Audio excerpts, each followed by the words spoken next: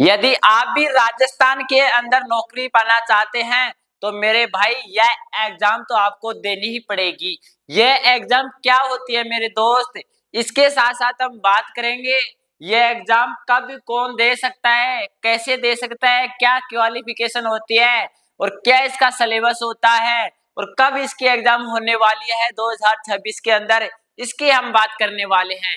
तो हम बात कर रहे हैं सीएटी 2026, जो आपकी सीटी एग्जाम होती है 2026 की वाली बात कर रहे हैं। आगामी भर्ती जो आपकी आने वाली है उसकी हम बात करते हैं। इसकी जो आपकी एग्जाम डेट है वो भी घोषित हो चुकी है, इसके लिए आपको बहुत बड़ी खुशखबरी है।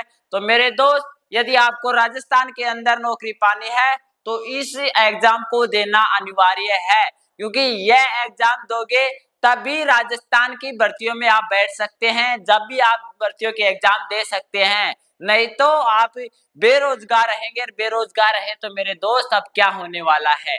अब बात करते हैं सबसे पहले हम किस चीज के बारे में, यह क्या होती है और कैसे हम इसको कर सकते हैं, तो इसकी हम बात करते हैं। तो सबसे पहले हमारा क्वेश्चन रहने वाला है मेरे दोस्त, कौन सा क्वेश्चन रहेगा, सबसे पहले क्वेश्चन हमारा रहने वाला है सर सीईटी क्या होती है, सीईटी क्या होती है, इसकी हम बात करते हैं। किसकी बात करते हैं, सर सीईटी क्या होती है, तो हम इसकी हम बात करें तो भैया समान पात्रता परीक्षा होती है। क्या होती है, समान पात्रता परीक्षा आपकी यह होती है। आ गया समझ में, क्या होती है, समान पात्रता परीक्षा आपकी यह होती है। अब बात करते हैं हम यह कितने प्रकार की होती है, तो मेरे दोस्त यह 2 प्रकार की होती है। कितने प्रकार की होती है, 2 प्रकार के होती है। एक तो 12th लेवल की होती है, किसकी, 12th लेवल की होती है, जो 12वीं पास है वो इसे दे सकता है। दूसरी आपकी होती है ग्रेजुएशन लेवल की, क्या होती है, ग्रेजुएशन लेवल की आपकी होती है। अब बात करते हैं हम 12वीं लेवल की कौन दे सकता है और ग्रेजुएशन लेवल की कौन दे सकता है।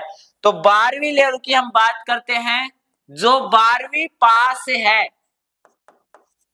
12वीं पास है वो दे सकता है।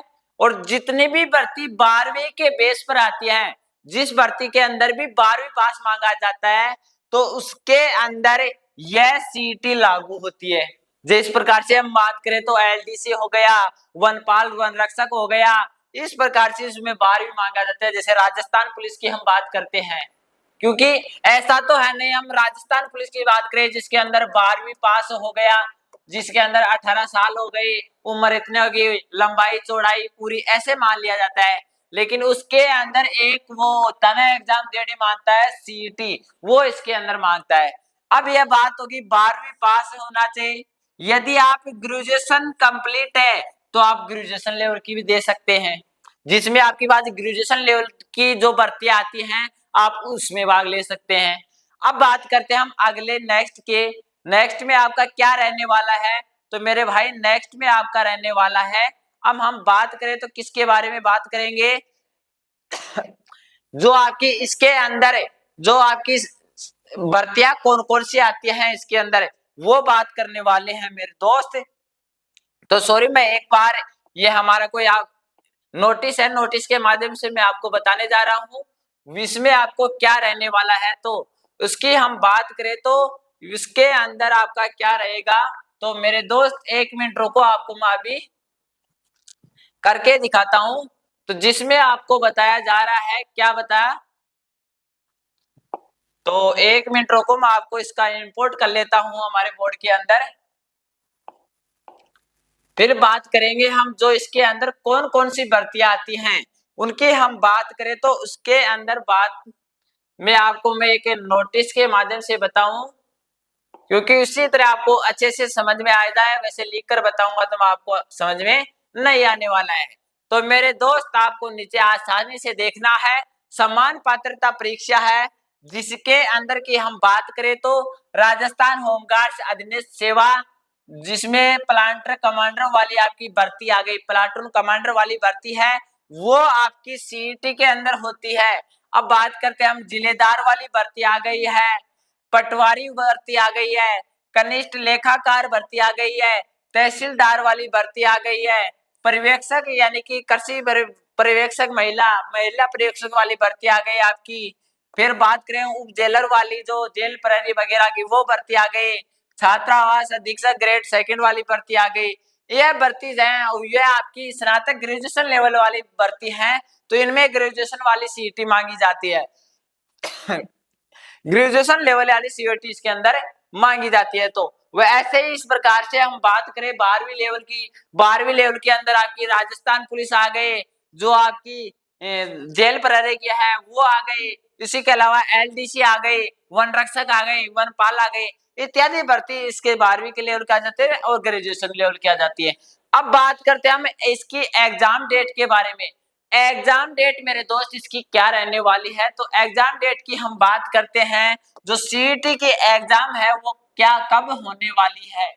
सीईटी की हम एग्जाम डेट के बारे में बात करते हैं, तो आपने पहले जान लिया होगा, क्योंकि जो हमारे आरएसएसएम के अध्यक्ष हैं उनका ट्वीट के माध्यम से बताया गया है, जिसमें 12वीं लेवल वाली जो हमारा कैलेंडर आया था, 12वीं लेवल की सीईटी है, 12वीं लेवल वाली सीईटी की एग्जाम डेट क्या रहने वाली है मेरे दोस्त, 8 से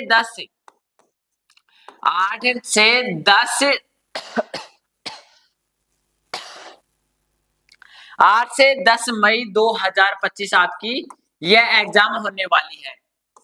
8 मई 2026 आपकी, यानी कि 8 से लेकर 2 दिन आपकी एग्जाम चलने वाली है। 8 तारीख, 9 तारीख और 10 तारीख को आपकी यह सीईटी जो 12वीं लेवल की है। और ग्रेजुएशन लेवल की हम बात करें, तो ग्रेजुएशन लेवल में भी आपकी पहले तो कितने थी, पहले तो इसके अंदर थी 22 फरवरी की। कब की थी? 22 फरवरी 2026 की थी, इसका जो कैलेंडर जारी हुआ था। लेकिन 22 फरवरी 2024 को जो आपकी लैब असिस्टेंट वाली एग्जाम है वो है, इसके कारण इसे कैंसिल कर दिया गया है। अब जो ही इसका अपडेट आएगा तो मैं आपको सूचित कर दूंगा। आपको तो हमारे चैनल को सब्सक्राइब करके रखना, क्योंकि हर अपडेट आपको यहाँ देखने को मिलती है। अब हम इसके बात करते हैं सिलेबस के बारे में। क्या सिलेबस के बारे में हम बात करें, सिलेबस की हम बात करते हैं, तो सिलेबस के अंदर आपका जो लगभग आपका यही आ जाता है। वो हम बात करें तो सबसे पहले हम बात करते हैं इसके एग्जाम पैटर्न के। तो एग्जाम पैटर्न लगभग हम पिछली बार की बात करें तो आपके 150 क्वेश्चन आते हैं। कितने? 150 एमसीक्यू आते हैं। एमसीक्यू आधार पर जो बहुविकलीय प्रश्न है वो आपके आते हैं। और हम बात करें तो वो कितने नंबर के होते हैं? 300 नंबर के आपके क्वेश्चन से होते हैं। 300 नंबर के आपके 300 नंबर के आपके टोटल पेपर होता है। एक 150 क्वेश्चन आएंगे, 300 नंबर के रहने वाले हैं। और इसका time duration, exam time duration आपका 3 घंटे का रहने वाला है। 3 घंटे का आपका पेपर होगा। क्या होगा? 3 घंटे का आपका पेपर होता है। और हम बात करते हैं इसके सिलेबस के बारे में। इसमें किसी प्रकार की नेगेटिव मार्किंग अभी तक तो नहीं होती है, और आगामी भर्ती की हम कह नहीं सकते, इसमें बदलाव हो जाता होगा। पिछली भर्ती जो थी इसका 1 वर्ष की थी, 1 वर्ष के लिए यह वैलिड होता है। अब हम बात करते हैं हम 2026 वाली की। तो 2026 में जब तक संभावना लग रही है, तो मेरे भाई अब की बार 3 ईयर की तो इसका जो वैलिड डेट है वो बढ़ा दी गई है, यानी कि 3 साल तक इसका वैलिडिटी चलेगी। और हम बात करते हैं, पहले इसमें पास होने के लिए किसी प्रकार का न तो पद चाहता था और न ही इसके अंदर कोई मेरिट बनती है। सीधा क्या करना पड़ता है आपको, केवल आपको 40% अंक आपको लाने पड़ते थे। कितने? 40% आपको अंक लाने पड़ते थे, और अब हम बात करें तो अब लगभग इसे 60% कर दिया गया है। अभी फिक्स नहीं हुआ है, जो ही फिक्स होगा आपको सबसे पहले मैं वीडियो डालकर बता दूंगा कि इसमें 60% हो गया है। क्योंकि तो मेरे भाई आपको तैयारी मजबूत करना है, क्योंकि यदि आप नौकरी लगोगे तो आपको ये करना पड़ेगा, एग्जाम देना पड़ेगा, हर भर्तियों में मांगी जाती है, लगभग कोई एक आधी अपवाद को छोड़कर तो लगभग आपको 60% नंबर लाने 3 साल तक है। नहीं तो फिर अब पहले तो 1 साल की होती थी, अब 3 साल की होती है, तो 3 साल के लिए आप बेरोजगार डोलोगे, फिर कहोगे सर आपकी इतनी बड़ी गलती से हो गया। अब बात करते हैं हम सिलेबस के बारे में। तो सिलेबस के अंदर क्या रहता है, सिलेबस के अंदर बात करें तो हम सबसे पहले हम बात करें भारत का भूगोल हो गया, आपका भारत की जहाँ ज्योग्राफी है वो हो गया। मोटा मोटा हम सिलेबस की बात करते हैं, भारत का भूगोल हो गया, इसी के साथ हम बात करते हैं राजस्थान का भूगोल हो गया। क्या हो गया, भारत का भूगोल हो गया और राजस्थान का भूगोल हो गया।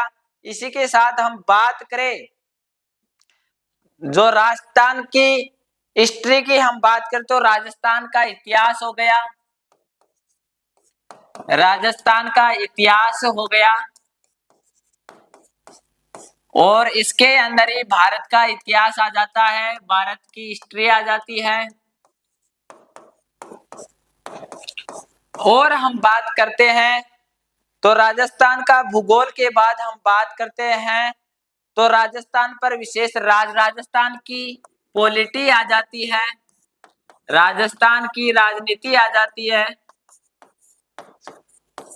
राजस्थान की राजनीति के बाद हम बात करते हैं तो राजस्थान की इकोनॉमिक्स आ जाती है, राजस्थान की अर्थव्यवस्था आ जाती है। क्या आ जाती है, राजस्थान की अर्थव्यवस्था आ जाती है। और हम बात करते हैं राजस्थान की अर्थव्यवस्था के बाद हम बात करते हैं भारत की अर्थव्यवस्था आ जाती है, भारत की अर्थव्यवस्था आ जाती है। और हम बात करते हैं आगे तो मेरे भाई आपकी विज्ञान व प्रौद्योगिकी आ जाती है, विज्ञान व प्रौद्योगिकी आ जाती है। और हम बात करते हैं तो उसके अंदर हम बात करें तो तार्किक आपकी रीजनिंग आ जाती है, और मैथ्स आपकी आ जाती है। लैंग्वेज की बात करें तो आपकी हिंदी आ जाती है, हिंदी के अलावा हम बात करें तो आपकी जनरल इंग्लिश आ जाती है। इंग्लिश की हम बात करें तो ये आपका मोटा मोटा सिलेबस है मेरे दोस्त। दोबारा से रिपीट करते हैं हम, भारत का भूगोल आ जाता है, राजस्थान का भूगोल आ जाता है, राजस्थान का इतिहास आ जाता है, भारत का इतिहास आ जाता है, राजस्थान की राजनीति और भारत की राजनीति भी आ जाती है। सॉरी मैं भूल गया था, राजस्थान की राजनीति भी आ जाती है, सॉरी भारत की राजनीति भी आ जाती है। राजस्थान की राजनीति हो गई, राजस्थान की अर्थव्यवस्था हो गई, भारत की अर्थव्यवस्था हो गई, विज्ञान व प्रौद्योगिकी आ जाती है, रीजनिंग मैथ आ जाती है, हिंदी आ जाती है और इंग्लिश आ जाती है। इस प्रकार से आपका यह पूरा सिलेबस हो गया। तो अब आपके किसी प्रकार का डाउट रहता है तो आप बेझिझक मुझे पूछ सकते हैं, कमेंट बॉक्स खुला है, कमेंट में पूछ सकते हैं। और फिर भी किसी प्रकार का डाउट आपके रहता है तो हमें सीधा राजस्थान बुकशाला के नाम से हमारा राजस्थान बुकशाला के नाम से हमारी इंस्टाग्राम आईडी रहने वाली है, वहां पर मैं हर टाइम आपके लिए ऑनलाइन बैठा रहता हूं। तो मेरे भाई वहां पर आपको फॉलो करना है और हर अपडेट आपको मिलती रहेगी। सीधा हमें ऑडियो कॉल भी कर सकते हैं और मैसेज कर भी पूछ सकते हैं हर भर्तियों की जानकारी या किसी से भी रिलेटेड। तो मिलते हैं आपको नेक्स्ट वीडियो में। अभी तक हमारे चैनल को सब्सक्राइब नहीं किया तो भाई चैनल को सब्सक्राइब करके जाना, वीडियो को लाइक करना और अपने दोस्तों तक ज्यादा से ज्यादा शेयर करना। मिलते हैं नेक्स्ट वीडियो में।